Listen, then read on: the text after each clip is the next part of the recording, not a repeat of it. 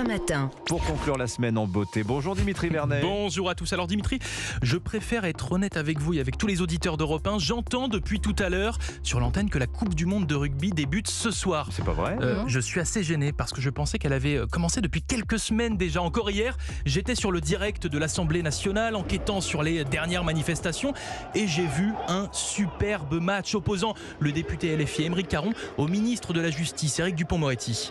La désobéissance civile, pour ceux qui nous écoutent, il faut juste rappeler ce que c'est le rejet d'une loi, d'un règlement qu'on trouve injuste et qu'on va donc refuser d'appliquer. Et comment on va le refuser d'appliquer? Par une réaction de non-violence. C'est le principe. C'est Henri David Thoreau, c'est Gandhi. Et donc là, en avant, Éric Dupond-Moretti en profite, cathédrale sur le député.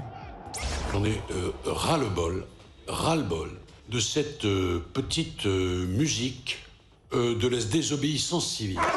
On sait d'où ça vient, très clairement énoncé, c'est même revendiqué. Vous voulez démolir la République. La loi, c'est ce qui nous unit, vous voyez. C'est ce qui fait la nation. Ah voilà, on est d'accord, hein. C'était un superbe match. Je me suis régalé personnellement. Après, le meilleur, c'est quand même dans la poule Abaya. Surtout que ça s'est vraiment pas bien passé pour l'équipe islamiste. Écoutez un de leurs joueurs sur Sud Radio, l'essayiste pro Abaya Mathieu Slama, poussé à la faute par le député RN Roger Chudeau. Je ne sais pas si vous avez déjà vu l'uniforme du SNU, c'est un t-shirt blanc avec un sigle SNU et une casquette. Parce que vu en chantant la Marseillaise devant le drapeau, si vous voulez, c'est quand même pas... Bon, la Marseillaise, ça vous gêne? Non, mais alors faire chanter la Marseillaise devant le drapeau des enfants, oui, ça me dérange. L'hymne national, je pense, a un petit rapport avec la citoyenneté, je suis désolé de vous contredire. Enfin bon. Et voilà, carton rouge. Résultat, le Conseil d'État a éliminé l'équipe islamiste et c'est bien normal. Bon, sérieusement Dimitri, vous pensiez vraiment que c'était des matchs de la Coupe du Monde de rugby? Non, en fait, je me suis rendu compte de mon erreur hier en vous écoutant. Vous savez, quand Sonia Mabrouk a reçu sur Europe 1 le joueur de l'équipe Corbeau, bleu-blanc-rouge, Éric Zemmour, il m'a directement fait comprendre. D'abord, je voudrais féliciter le ministre qui a enfin pris cette décision d'interdiction. Gabriel Attal. Je note d'ailleurs que quand je critiquais monsieur Papendiaï, son prédécesseur. Mbappé, c'est un joueur de foot. Après, sincèrement, on ne va pas se mentir.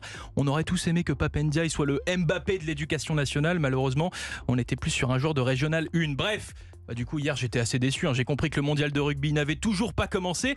J'ai donc zappé sur CNews pour trouver quelques pépites pour le zapping politique d'Europe 1. Et là, j'ai compris. Enfin, j'ai surtout appris un scoop. La députée LFI Rachel Keke, touchant environ 6 000 € net par mois, logerait toujours dans un HLM. Vous y croyez ça?